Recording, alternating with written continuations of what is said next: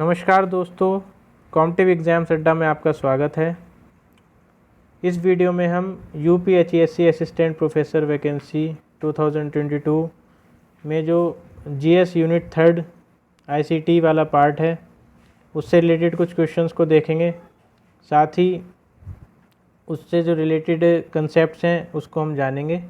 तो दोस्तों वीडियो को पूरा देखें और आप यहाँ से लगभग 2 से 3 क्वेश्चंस एक्सपेक्ट कर सकते हैं इस वीडियो से। तो देखिए, हम पहले कुछ प्रीवियस ईयर क्वेश्चन पेपर्स को देख लेते हैं। प्रीवियस ईयर क्वेश्चन पेपर्स हमेशा हमारी प्रिपरेशन के लिए गाइडिंग लैंप का काम करते हैं। तो क्वेश्चन लास्ट ईयर जो है एडवर्टीजमेंट 50 में जो क्वेश्चन आया था वो देखिए क्या था। Which of the following is an example of system software of a computer. देखिए, system software of a computer, निम्नलिखित में से कौन संगणक के सॉफ्टवेयर सिस्टम का उदाहरण है।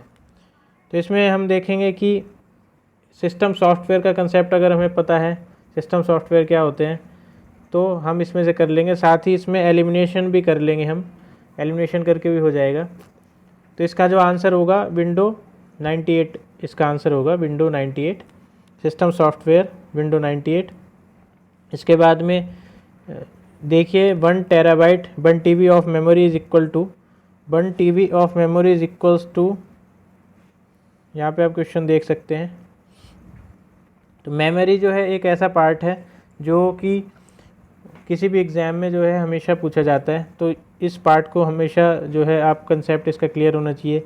एक जो निबल होता है उसमें कितने बिट होते हैं और एक बाइट में कितने बिट होते हैं, एक केबी में कितने बाइट्स होते हैं, एक जो एमबी में कितने बाइट्स होते हैं। तो ये 1024 इस तरीके से जो है आपको पता होना चाहिए ये।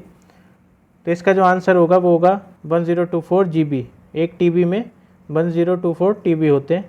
तो इस तरीके का क्वेश्चन जो है आगे भी पूछा जा सकता है, इसलिए वो वाला कंसेप्ट जो है कि कितने GB, 1 GB में कितने बाइट्स होते हैं, ये सारा कंसेप्ट जो है पता होना चाहिए, KB MB GB वाला कंसेप्ट। और ये देखिए आईसीटी मेमोरी से क्वेश्चन है, ये जो है एक कॉमन सेंस का क्वेश्चन है आईसीटी से। इसके बाद देखिए cookies in reference to computer, what is cookies. काफ़ी इम्पॉर्टेंट हो गया ये जानना कि इंटरनेट से रिलेटेड जो भी टर्मिनोलॉजीज़ हैं आपके सिलेबस में भी दिया हुआ है, basics of internet and emailing. तो ईमेलिंग के सारे कंसेप्ट जो हैं, क्या सीसी क्या होता है, बीसीसी क्या होता है, और रेसिपिएंट कौन होता है, सेंडर कौन होता है, ये सारी चीज़ें जो हैं हमें कंसेप्चुअली पता होनी चाहिए। और इंटरनेट की से रिलेटेड जो चीज़ें हैं जैसे कि कुकीज़ क्या होती हैं यहाँ पे पूछा गया है। तो कुकीज़ बेसिकली क्या है, इसका आंसर है text file having information obtained by the web browser. तो देखिए वेब ब्राउज़र, जब हम किसी चीज़ को ब्राउज़ करते हैं वहाँ से जो वेब ब्राउज़र से इंफॉर्मेशन मिलती है टेक्स्ट फाइल के रूप में, तो वो जो है हमारी कुकीज़ कहलाती है। इसमें एलिमिनेशन भी हो सकता था। Application program for acceleration of CPU speed तो नहीं, सॉफ्टवेयर फॉर क्लीनिंग मालवेयर नहीं, application program for blocking and the advertisement on the website, तो ये एड ब्लॉकर का काम होता है, ये कुकीज़ नहीं होती है। तो इन चीज़ों को जो है हमें कुछ पता होगा। ये अच्छा क्वेश्चन, मैं इसको अच्छे क्वेश्चन की कैटेगरी में डालूंगा क्योंकि इसके ऑप्शंस जो हैं काफ़ी अच्छे ऑप्शंस दिए हुए हैं। कंफ्यूज हो सकते इसमें जो है फर्स्ट और सेकंड में जो है कोई भी कंफ्यूज हो सकता है, इवन डी में भी कंफ्यूज हो सकता है, डी A B और D में जो है कंफ्यूज हो सकता है। तो ये हमें कंसेप्ट पता होने चाहिए। इसके बाद में देखिए मॉडम से क्वेश्चन आ गया। मॉडम जो है वो भी इंटरनेट से रिलेटेड है और इसका जो आंसर आयोग ने दिया है वो है एसिंक्रोनस और सिंक्रोनस दोनों। तो ये किसी जो भी एस्पिरेंट जिसका पेपर है उसने सिंक्रोनस पे आंसर किया हुआ था, लेकिन इसका आयोग ने सिंक्रोनस और एसिंक्रोनस जो है दोनों ही आंसर माने हैं।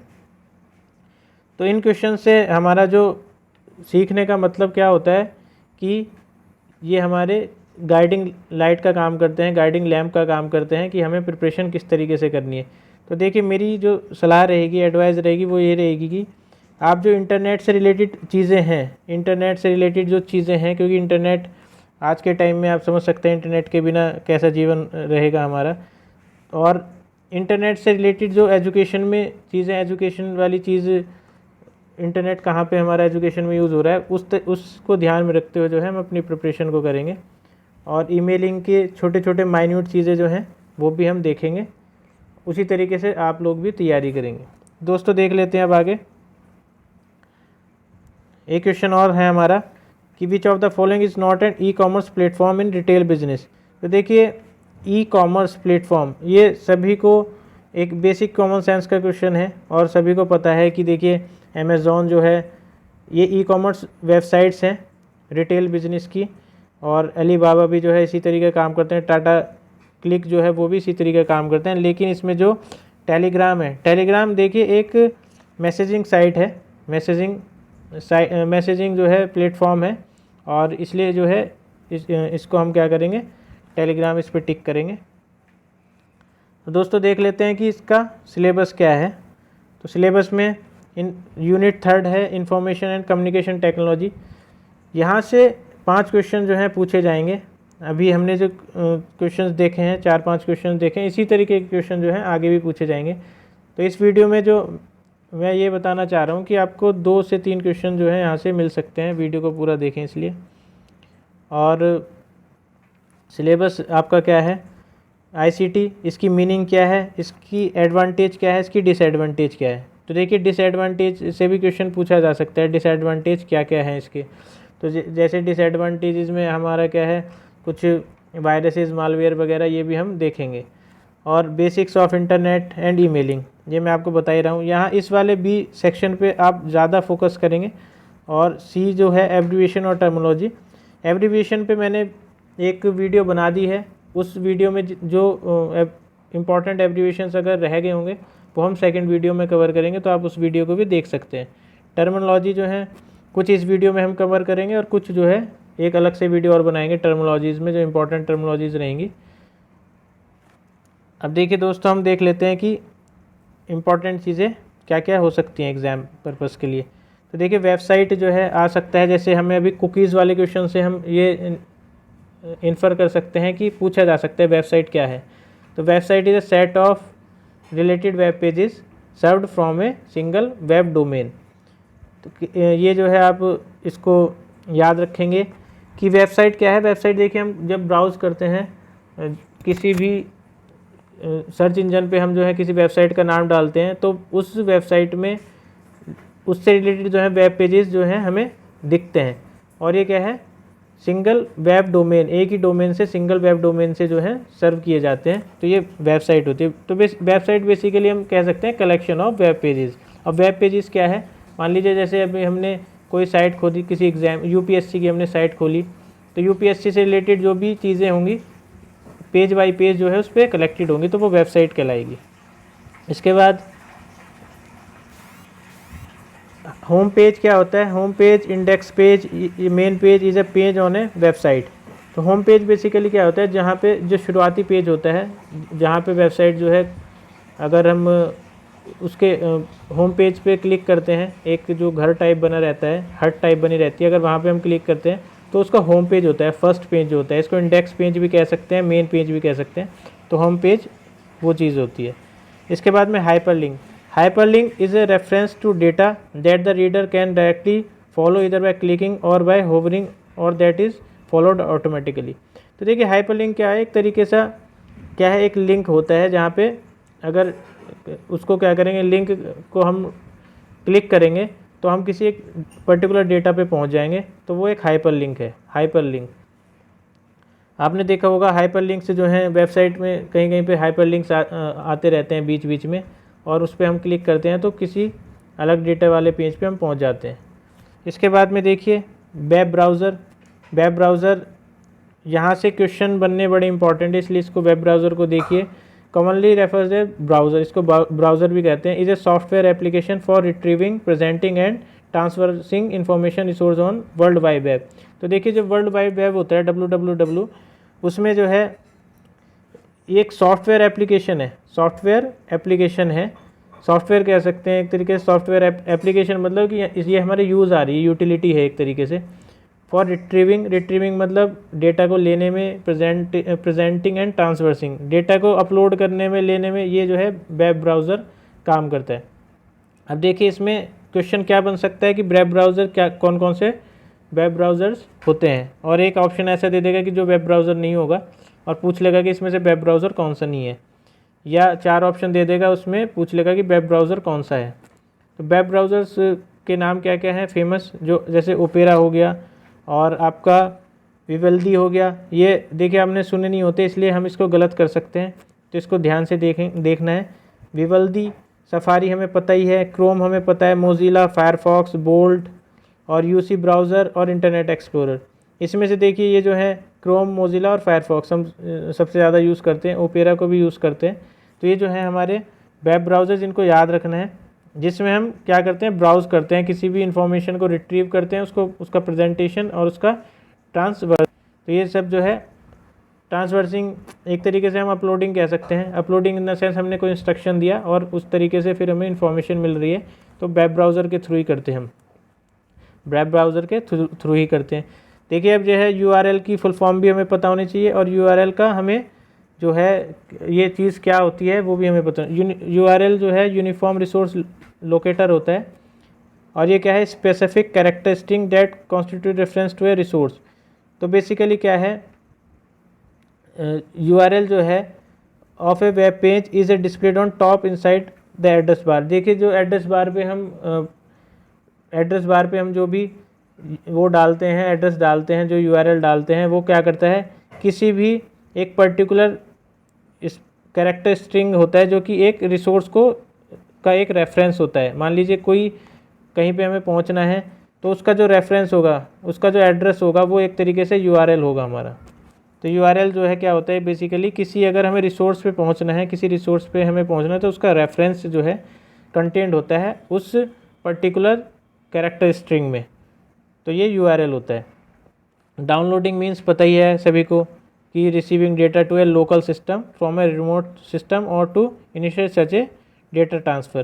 तो receiving data to a local system, ये ध्यान रखना है, लोकल सिस्टम हम रिसीव करते हैं। अपलोडिंग आपको पता है, sending of data from a local system to a remote. Local system क्या है, बेसिकली हम अपने फ़ोन से या हम अपने पीसी से, अपने लैपटॉप से जो है अपलोड करते हैं टू ए रिमोट सिस्टम। तो रिमोट सिस्टम क्या क्या हो सकता है, जैसे कि सर्वर और another client with intent that remote system should store A copy of. जैसे मान लीजिए हमने क्या क्या अपलोड किया, क्लाउड का नाम सुना होगा हमने, क्लाउड हो गया या कोई सर्वर। तो इस तरीके की जगह पे जो हम अपलोड करते हैं, इसको हम अपलोडिंग कहते हैं। इसके बाद में देखिए क्या आता है, internet protocol address. Internet protocol address है हमारा, इसको हम आईपी एड्रेस भी कहते हैं। A numerical level assign to each device. तो देखिए क्या है, न्यूमेरिकल लेवल है, ये ध्यान रखना है, न्यूमेरिकल नंबर्स होते हैं, और ये हर एक, चाहे कंप्यूटर है चाहे प्रिंटर है, जो भी क्या कर रहे हैं, इंटरनेट यूज़ कर रहे हैं, उनको असाइन होगा, उनको एक नंबर जो है न्यूमेरिकल नंबर असाइन हो जाता है, चाहे वो आपका फ़ोन है और चाहे कंप्यूटर है, चाहे प्रिंटर है, चाहे टैबलेट है, हर किसी को जो है एक आईपी एड्रेस जो है, आप अपने जब फ़ोन खोलते हैं तो उसके अबाउट में जाके भी आप अपना आईपी एड्रेस चेक कर सकते हैं। एक act as an identifier of a computer, जैसे कि हर किसी का नाम होता है, तो ऐसे ही जो है ना किसी भी कंप्यूटर के लिए ये एक आइडेंटिफायर का काम करता है। और जैसे कोई क्राइम होता है तो ये आईपी एड्रेस के थ्रू ही कई बार जो है जो क्रिमिनल्स हैं वो पकड़े जाते हैं।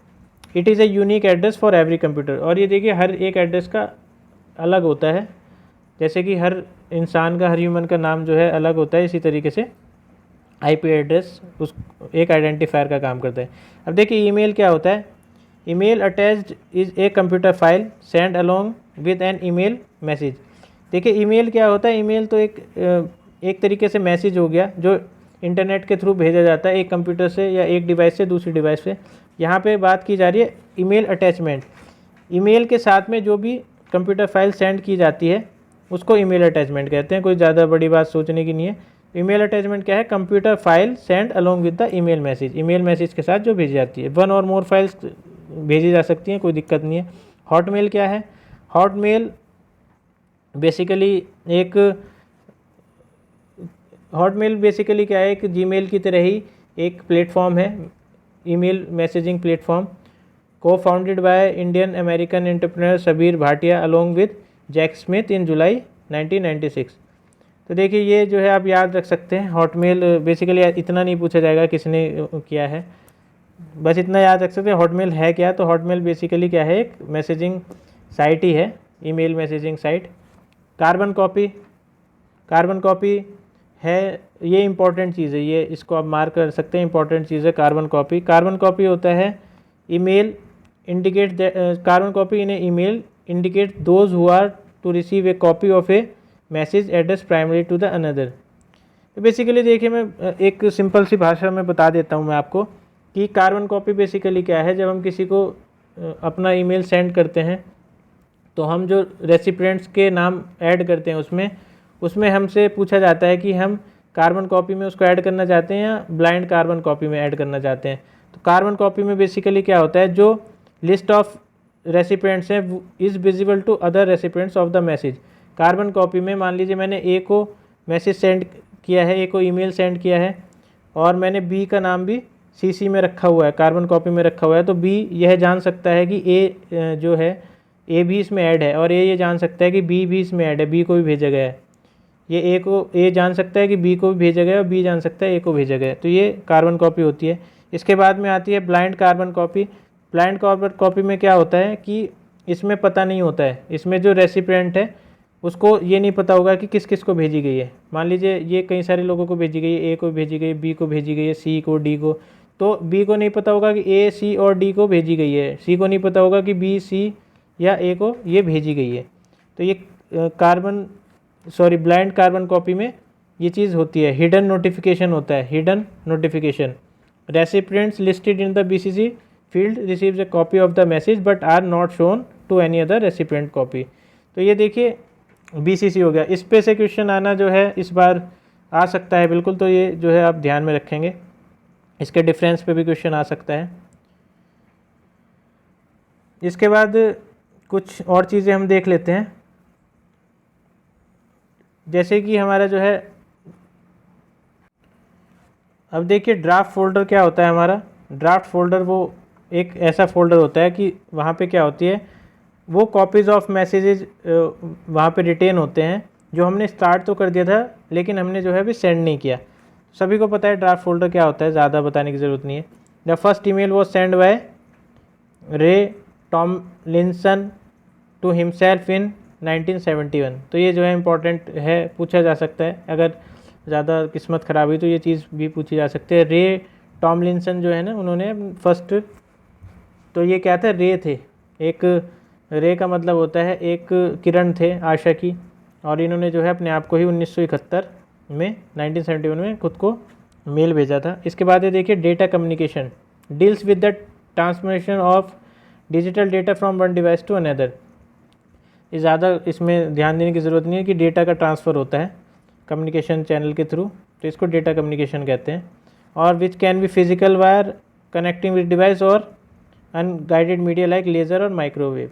तो ये चीज़ हमें याद रखनी है। इसके बाद में क्या है, कम्युनिकेशन चैनल।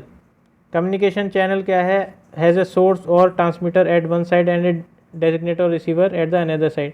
तो कम्युनिकेशन चैनल क्या होता है, बेसिकली देखिए एक तरफ से क्या होता है, सेंडर होता है, और सेंडर कह सकते हैं, सोर्स कह सकते हैं, या ट्रांसमीटर कह सकते हैं। ये तीनों चीज़ें एक ही चीज़, तीनों वर्ड्स जो हैं एक ही चीज़ का नाम है।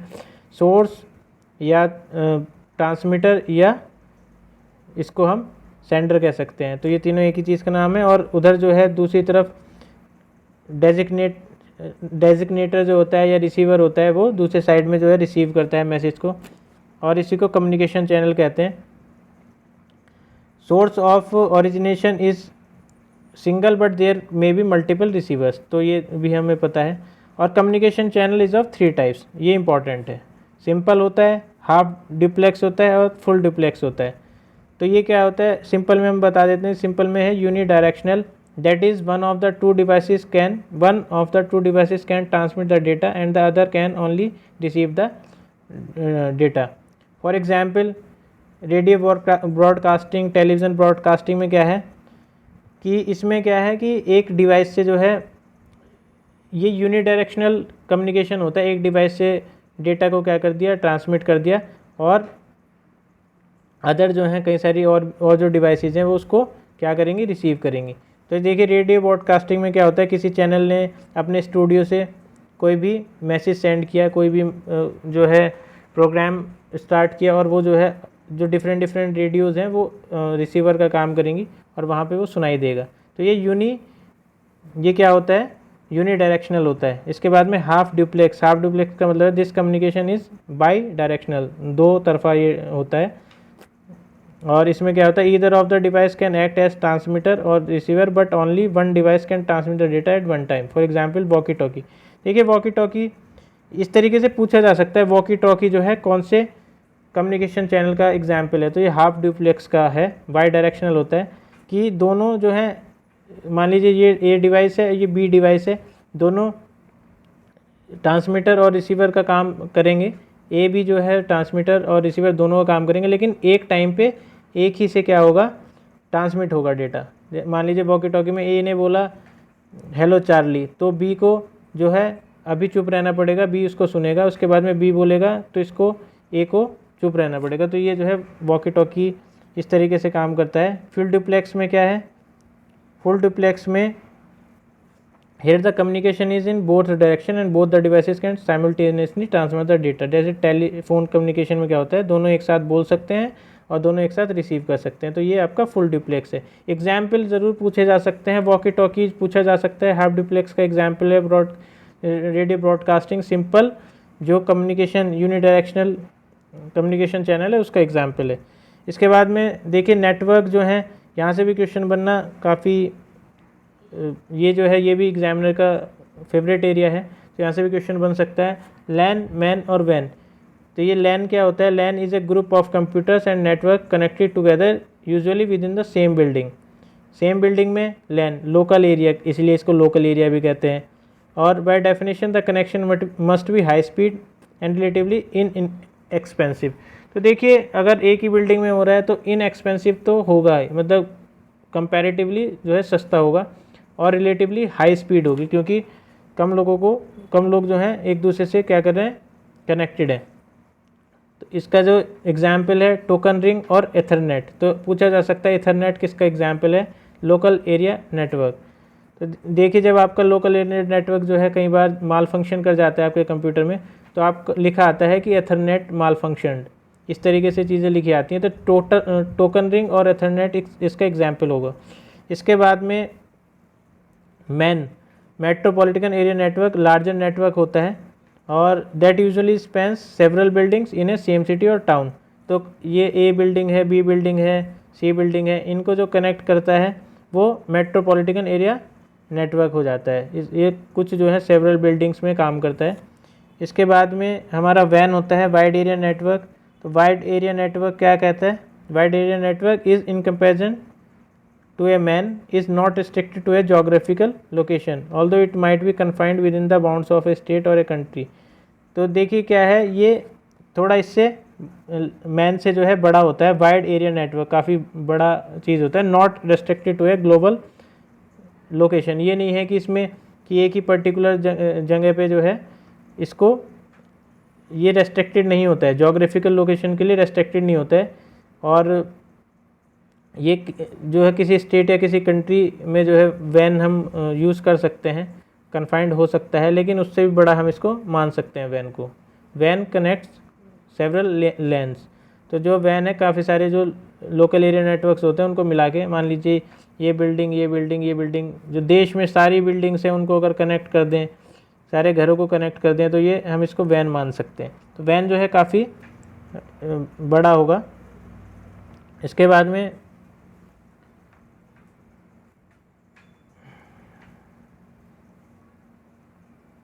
देखिए वैन के बारे में और बताते हैं कि may be limited to an enterprise, a corporation और एन ऑर्गेनाइजेशन और accessible to public. The technology is high speed, relatively expensive तो होगी क्योंकि एक वाइड एरिया में काम कर रही है। Internet is an example of world wide public वैन। और इंटरनेट क्या है, ये देखिए ये यहाँ पे इम्पॉर्टेंट चीज़ आ जाती है। इंटरनेट जो है एक वर्ल्ड वाइड मतलब पूरे विश्व में फैला हुआ एक पब्लिक वैन है। पब्लिक का मतलब देखिए पब्लिक और प्राइवेट दो चीज़ें हैं। पब्लिक में क्या है, कोई भी चीज़, कोई भी चीज़ जो है अगर सभी को एक्सेस है तो वो पब्लिक है, लेकिन प्राइवेटली यूज़ हो रही है।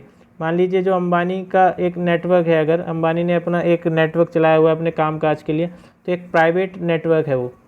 और मान लीजिए पूरे देश में जो है अंबानी ने अपने एक नेटवर्क फैलाया हुआ है जिसको वो प्राइवेटली यूज़ करता है, तो वो एक क्या है, एक प्राइवेट नेटवर्क माना जाएगा, प्राइवेट वैन माना जाएगा। अब देखिए कुछ इंपॉर्टेंट चीज़ें, जैसे देखिए मॉडम का ही क्वेश्चन पूछा गया, तो मॉडर्न इस बार भी यहाँ से कहीं से क्वेश्चन पूछा जा सकता है, हब या स्विच या रिपीटर राउटर, सब इंपॉर्टेंट चीज़ें हैं, इसलिए इसको आप ध्यान से देखेंगे। मॉडम जो है इसकी फुल फॉर्म है modulator demodulator. It is use to connect computers for communication via telephone lines. Important चीज़ है, टेलीफोन लाइन्स के थ्रू जो है आपने देखा होगा आपके मॉडम्स में जो है फिज़िकल वायर्स आए हुए होते हैं, और उससे क्या है वो हमारे कंप्यूटर में जाता है। और कंप्यूटर अगर हम कंप्यूटर में कोई भी चीज़ रिसीव करते हैं वो मॉडम के थ्रू ही करते हैं, कोई चीज़ भेजते हैं वो मॉडम के थ्रू भेजते हैं। इसका और काम क्या है, इसका जो फुल फॉर्म है वो है मॉडुलर डीमॉडुलर। देखिए एमओ से मॉडुलर और डीईएम से डीमॉडुलर। कन्वर्ट क्या करता है, ये convert analog signal into digital signal and digital signal into analog signal. तो बेसिकली क्या है, एनालॉग सिग्नल क्या होते हैं, हमारे एनालॉग सिग्नल कॉन्टीन्यूस होते हैं और ये डिस्क्रीट होते हैं। जो डिजिटल सिग्नल हैं वो डिस्क्रीट होते हैं, ये 0 1 की फॉर्म में, बाइनरी फॉर्म में होते हैं, जबकि एनालॉग सिग्नल जो हैं वो कॉन्टीन्यूस होते हैं। तो ये चीज़ आपको पता होगी। ये भी क्वेश्चन बन सकता है कि एनालॉग सिग्नल क्या है, हमारे कॉन्टीन्यूस होते हैं कि बाइनरी फॉर्म में होते हैं। तो एनालॉग हमारे कॉन्टीन्यूस होते हैं, जिस तरीके से हमारा एसी करंट चलता है वैसे ही हमारे एनालॉग सिग्नल चलते हैं। और डिजिटल सिग्नल में क्या है, 0 और 1 बाइनरी की फॉर्म में चलते हैं ये। तो ये क्या करता है, एनालॉग सिग्नल्स को डिजिटल में और डिजिटल सिग्नल को एनालॉग सिग्नल में करता है। हब क्या है, it works at a physical layer, it just act like a connector of several computer, simply connects all the devices on its ports together, it broadcasts all the data packets arriving with it, no filtering capacity। देखिए hub क्या होता है, एक आपने देखा होगा इस तरीके से एक बड़ा सा बॉक्स होता है और उसमें क्या है, डिफरेंट जो कंप्यूटर्स होते हैं वो उसके पोर्ट के थ्रू ऐड होते हैं। तो हब जो है इस तरीके से एक कनेक्टिंग पोर्ट होता है, कनेक्टर होता है, काफ़ी सेवरल कंप्यूटर्स के लिए एक कनेक्टर होता है। स्विच क्या होता है, स्विच होता है it works at A data link layer, ये डेटा लिंक लेयर पे काम करता है। For dividing a network into segments called subnets. तो ये स्विच जो है क्या करता है, बेसिकली जो बड़े सेगमेंट्स होते हैं, बड़े जो डेटा पैकेट्स होते हैं उनको डिफरेंट पैकेट्स में जो है डिवाइड करने का काम करता है। ये स्विच का काम होता है कि उन पैकेट्स को क्या करते हैं, सबनेट्स में डिवाइड करे। और इट प्रोवाइड्स, इसमें और क्या होता है, डेटा पैकेट्स की फिल्टरिंग भी इसी में होती है और प्रिवेंट्स नेटवर्क ट्रैफिक ऑल्सो। तो स्विच जो है आपने देखा, स्विच लगवाते हैं थोड़ी सी स्पीड जो है बढ़ जाती है, क्योंकि क्या करता है ये नेटवर्क ट्रैफिक को भी क्या करता है, प्रिवेंट करता है और डेटा पैकेट्स को फिल्टर करता है। इसके बाद में आपका आता है रिपीटर, ये भी फिजिकल लेयर पे काम करता है। ये सिग्नल को एम्पलीफाई करने का काम करता है। मान लीजिए एक बड़े लेवल पे जो है सिग्नल को ट्रांसमिट करना है, तो बीच में क्या है, एक रिपीटर लगा दिया जाएगा जिससे कि उसकी ओरिजिनल स्ट्रेंथ है वो लॉन्ग डिस्टेंसेस तक ट्रैवल हो सके। तो आपने रिपीटर्स देखे होंगे, जगह जगह पे जो है रिपीटर्स लगे होते हैं, और इसमें जो है फिल्टरिंग कैपेसिटी नहीं होती। All data included noise is amplified and passed in the network, so don't help in reducing network traffic. तो ये जो है स्विच की तरह नेटवर्क ट्रैफिक को जो है कम करने के काम नहीं आता है।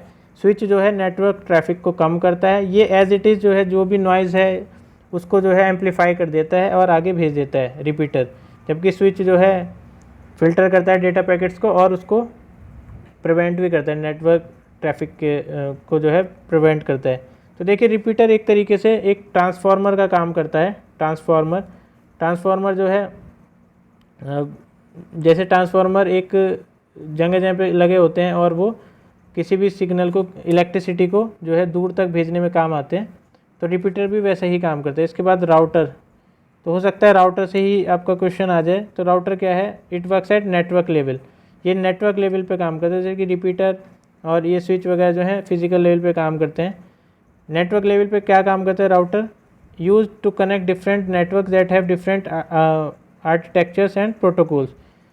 डिफरेंट जो नेटवर्क होते हैं उनको जो है कनेक्ट करने का काम आता है। It sends the data packet to desired designation by choosing the best path available, thus reducing the network traffic. ये भी क्या है, नेटवर्क ट्रैफिक को कम करता है।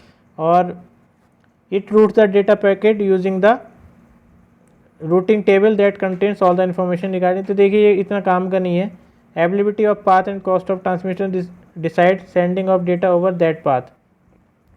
इतना important. Two type of routers होते हैं, स्टैटिक राउटर और डायनामिक राउटर।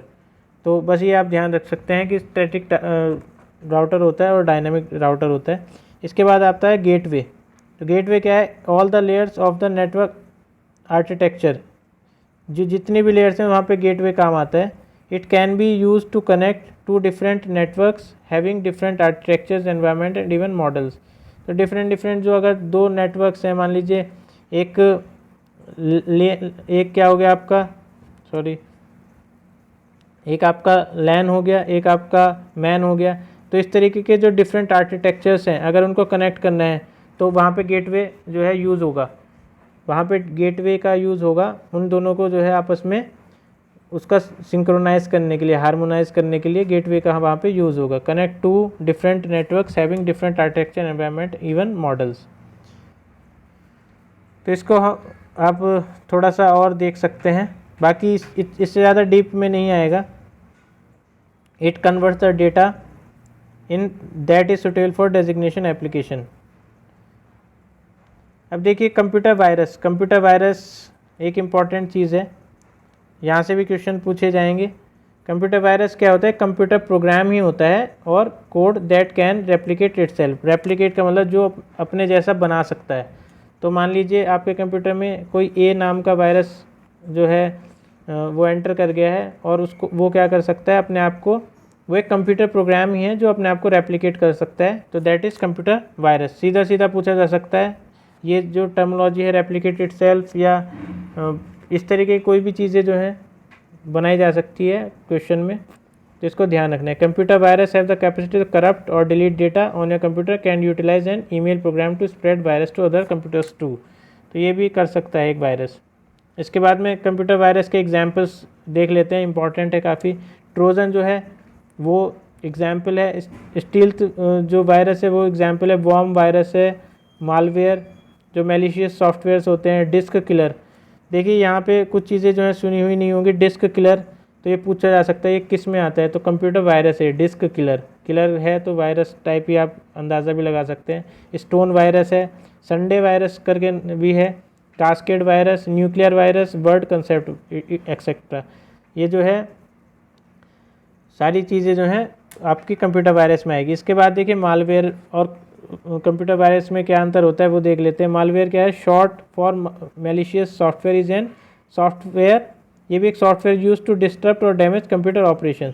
तो देखिए ये कंप्यूटर ऑपरेशंस को जो है डिस्टर्ब करता है जो मालवेयर है। गैदर सेंसिटिव इन्फॉर्मेशन और gain access to private computer systems. तो ये इस तरीके की चीज़ें करता है। It can appear in the form of executive code, script, active content, other software. इस तरीके के फॉर्म्स में जो है अपीयर हो सकता है। एग्जीक्यूटेबल कोड की, स्क्रिप्ट की फॉर्म में, एक्टिव कंटेंट की फॉर्म में। एंटीवायरस क्या होता है? Scan the hard disk to remove the virus from them. ये आपको पता ही है। एंटीवायरस का जो है हमें एग्जाम्पल्स भी पता होने चाहिए। ये अवास्ट, नॉर्टन, अवीरा और कास्परस्की, EVG, ये जो है सब एंटीवायरस हैं। ये सब यूज़ किए होंगे। अवास्ट, नॉर्टन, अवीरा, ये सब आपने यूज़ किए होंगे।